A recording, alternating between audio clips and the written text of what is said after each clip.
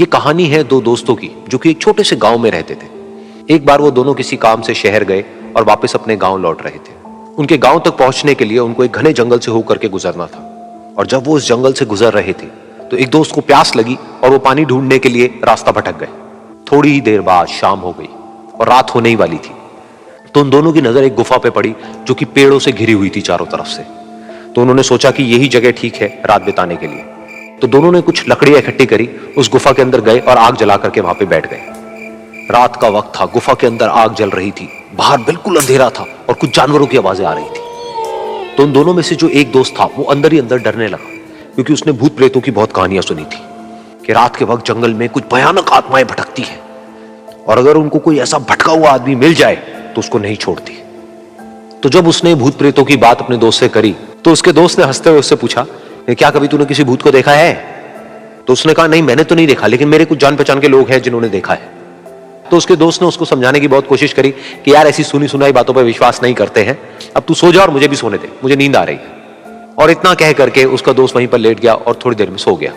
लेकिन वो जो अंदर से डरा हुआ था वो लेट तो गया, लेकिन उसको नींद नहीं आ रही थी। उसको लग रहा था कि शायद यहां पर कहीं कोई है जो छुप करके कहीं से उसको देख रहा है। उस आग की वजह से कुछ परछाइयां बन रही थी वहां पर पत्थरों पर, तो उन परछाइयों को देख करके भी वो डर रहा था। फिर कुछ घंटे तक ऐसे ही चलता रहा। फिर उसके बाद में क्योंकि वो थका हुआ था तो उसको नींद आ गई। लेकिन नींद आने के कुछ देर बाद ही उसको एक सपना आया। सपने में उसको एक बहुत ही भयानक परछाई उसकी तरफ बढ़ती हुई नजर आई। अब जैसे जैसे वो अंदर से डरता चला जा रहा था, वो परछाई उसके और पास आती चली जा रही थी और बड़ी होती चली जा रही थी। और उस परछाई में एक हाथ उसको नजर आया जिसके बड़े बड़े नाखून थे, और वो हाथ उसकी तरफ बढ़ता चला गया और उसके गले तक पहुंचने ही वाला था कि तभी वो डर करके एकदम से उठा। फिर उसने अपने दोस्त की तरफ देखा जो कि सो रहा था, उसको पकड़ करके जोर से उठाया। फिर उसने अपने दोस्त को बताया कि उसके साथ में क्या हुआ। तो उसका दोस्त फिर हंसने लगा। फिर उसके दोस्त ने उसको कहा, अब अगर दोबारा से तुझे वो परछाई दिखे तो तू वही कहियो जो मैं तुझे कह रहा हूं कहने के लिए, फिर देखते हैं वो परछाई तेरा क्या करती है। तुझे अपने अंदर ही अंदर बोलना है, मैं तुझसे नहीं डरता, सामने आ। तो उसके दोस्त ने वैसा ही किया। थोड़ी देर बाद दोबारा से उसको सपने में वही परछाई नजर आई और वो परछाई धीरे धीरे उसकी तरफ बढ़ने लगी। लेकिन इस बार वो उस परछाई से डरा नहीं, बल्कि अपनी पूरी हिम्मत जुटा करके उसने वही कहा, मैं तुझसे नहीं डरता, सामने आ। मैं तुझसे नहीं डरता, सामने आ। मैं तुझसे नहीं डरता, सामने आ। जैसे जैसे वो ये बोलने लगा वो परछाई छोटी होने लगी और उससे दूर होने लगी। वो बोलता रहा, वो परछाई छोटी होती रही और धीरे धीरे वो परछाई दिखनी बंद हो गई। बिल्कुल ऐसा ही हमारी जिंदगी में भी होता है। हमारे अंदर जितने भी डर है, उससे हम जितना डरते हैं हम उतना ही छोटे होते चले जाते हैं और वो डर उतने ही बड़े होते चले जाते हैं। लेकिन अगर हम अपने अंदर के डरों से नहीं डरते हैं और उसका सामना करते हैं तो दुनिया का ऐसा कोई भी डर नहीं है जो कि हमें डरा पाए।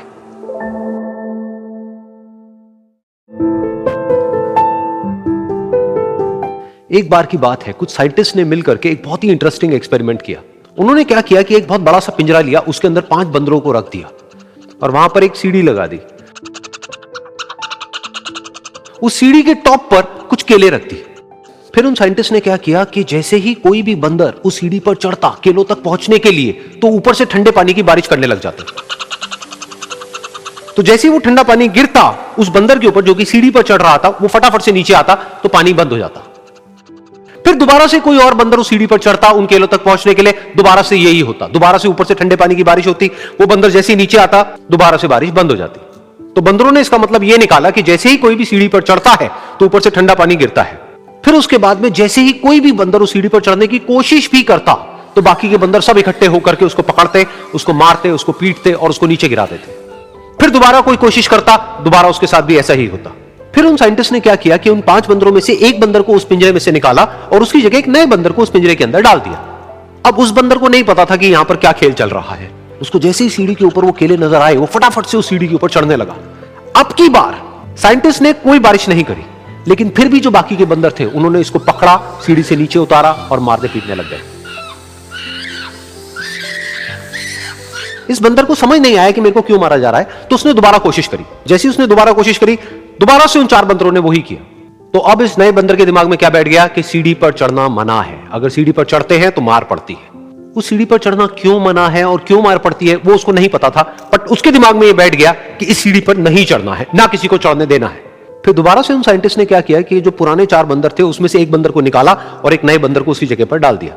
अब इस नए बंदर ने भी वही किया जो इससे पहले वाले ने किया था, यानी कि वो भागता हुआ गया, उस सीढ़ी के ऊपर चढ़ने की कोशिश करी, उन केलों तक पहुंचने की कोशिश करी, बाकी 4 इकट्ठे हो गए और उन्होंने उसको मारा पीटा, सीढ़ी से नीचे गिरा दिया। उसको कुछ समझ नहीं आया, उसने दोबारा कोशिश करी, दोबारा उसके साथ यही हुआ और अब इस बंदर के दिमाग में भी यही बैठ गया कि सीढ़ी पर चढ़ना मना है और सीढ़ी पर चढ़ने से मार पड़ती है।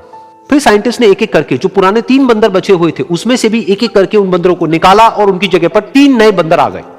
अब ये 5 बंदर नए थे और किसी को भी ये नहीं पता था कि उस सीढ़ी पर चढ़ना मना क्यों है, लेकिन उन सबके दिमाग में बैठा हुआ था कि सीढ़ी पर चढ़ने से मार पड़ती है। तो कोई भी कोशिश नहीं कर रहा था, जबकि अब कोई ठंडे पानी की बारिश भी नहीं हो रही थी। वो चाहते तो आराम से उस सीढ़ी पर चढ़ते, केले तोड़ते और आपस में बांट करके खा लेते। बिल्कुल ऐसा ही हम लोगों के साथ भी होता है, यानी कि इंसानों के साथ भी होता है। हजारों साल पहले कोई प्रथा बनी होती है, कोई रीति रिवाज होता है जिसके पीछे कोई ना कोई वजह होती है, लेकिन वो वजह खत्म होने के बाद भी वो प्रथा चलती रहती है, वो रीति रिवाज चलते ही रहते हैं। किसी में इतनी हिम्मत नहीं होती है ये पूछने की कि हम क्या कर रहे हैं, क्यों कर रहे हैं, बस सबको ये पता होता है कि ऐसा ही होता है। तो वो एक्सपेरिमेंट जिसके बारे में अभी मैंने आप लोगों को बताया, यानी कि वो बंदरों का एक्सपेरिमेंट, उसमें तो बेचारे बंदर हैं, जानवर हैं, उनको नहीं पता है कि क्वेश्चन कैसे पूछते हैं। लेकिन अगर हम इंसान होने के बावजूद भी क्वेश्चन ना करें तो हमारे में और जानवरों में क्या फर्क है? सोचिए।